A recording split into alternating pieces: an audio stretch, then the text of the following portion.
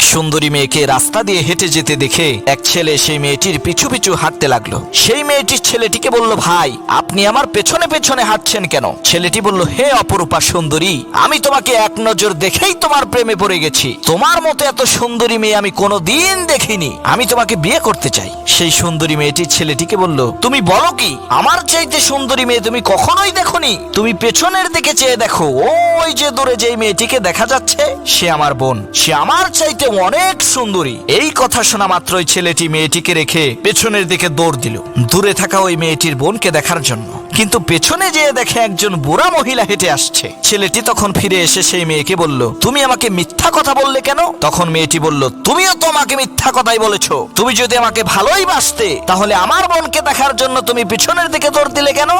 এক এলাকায় একটা প্রসিদ্ধ কূপ ছিল। সেই এলাকার সমস্ত লোকেরা সেই কূপ থেকে পানি নিত। একদিন ৮-১০ বছর বয়সী দুই বন্ধু সেই কূপের পাশে খেলার সময় তাদের দুইজনের মধ্য থেকে একজন সেই কূপের মধ্যে পড়ে গেল। অপর বন্ধু কূপের পাশে দাঁড়িয়ে চিৎকার করে মানুষের সাহায্য চাইতে থাকলো। ঘটনাক্রমে সেই দিন কূপের আশেপাশে একজন লোকও ছিল না। কোনো ধরনের কোনো উপায়ন্তর না দেখে সেই ছোট্ট ৮ বছর বয়সী ছেলেটি তার বন্ধুকে বাঁচাবার জন্য কূপের পাশে থাকা রশিতে বাঁধা বালতি কূপের মধ্যে নামিয়ে দিল আর অনেক কষ্ট করে তার বন্ধুকে কূপ থেকে বের করে আনলো। তারা দুইজন এলাকায় এসে যখন এই ঘটনা বলল, কেউ তাদের কথা বিশ্বাস করলো না যে এই ছোট্ট ৮ বছরের বাচ্চা কিভাবে আর একটা ১০ বছরের বাচ্চাকে কূপের নিচ থেকে টেনে তুলতে পারে। সে এলাকার একজন জ্ঞানী লোক ছিল। সে বলল, হ্যাঁ, ওরা দুইজনই সত্য কথা বলছে। কারণ হচ্ছে সেই ছেলেটি যখন তার বন্ধুকে কূপ থেকে টেনে তুলেছে তখন তাকে এই কথা বলার মতো কোনো লোক ছিল না যে তুই এই কাজটা করতে পারবি না। এক হুজুরের এক সুন্দরী মেয়ে ছিল।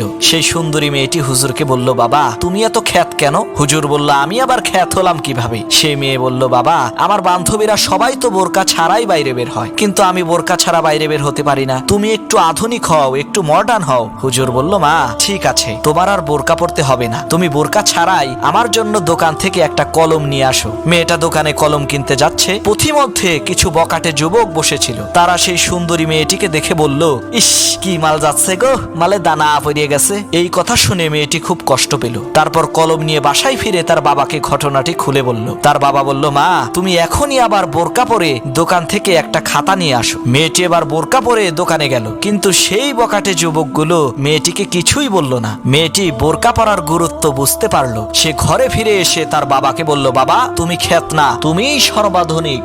এক লোকের বউয়ের সাথে ঝগড়া হয়েছে। সে আর কোনোদিন বউয়ের হাতের রান্না খাবে না। তার বউ অনেক জোরাজোরি করলো, কিন্তু সে খাবে না। সে বাড়ির পাশের এক জঙ্গলের একটি গাছে উঠে বসে থাকলো। লোকটার রাগ ভাঙানোর জন্য তার প্রিয় খাবার পোলাও এবং গোশত রান্না করে তার স্ত্রী সেই গাছের নিচে রেখে আসলো। কিছুক্ষণ পর সেই জঙ্গলের মধ্যে এক চোরের দল ঢুকলো তাদের চুরি করা মাল ভাগ করার জন্য। তারা বলল, কি ব্যাপার, পোলাও এর ঘ্রাণ আসে কোন জায়গা থেকে? তারা তা খুঁজে বের করলো। চোরের সর্দার বলল, সাবধান, এই পোলাওয়ের মধ্যে বিষ আছে। আমাদেরকে এই বিষ মাখানো পোলাও খাওয়াইয়া কে যেন আমাদের এই ধনসম্পদ লুটে নিতে চায়। তারা দেখলো গাছের উপরে একজন লোক বসা আছে। সেই চোরের দল জোর করে লোকটাকে গাছ থেকে নামিয়ে বলল, চোরের উপরে বাটপারি, বেটা বিষ মাখানো পোলাও খাওয়াবি আমাদেরকে, তুই খা তোর বিষ মাখানো পোলাও। লোকটা বলল, ভাই এটা বিষ মাখানো পোলাও না। এই কথা বলা মাত্রই এক থাপ্পড় দিয়ে লোকটার গাল লাল করে দিল। লোকটা বাধ্য হয়ে তার বউয়ের হাতের রান্না খেলো।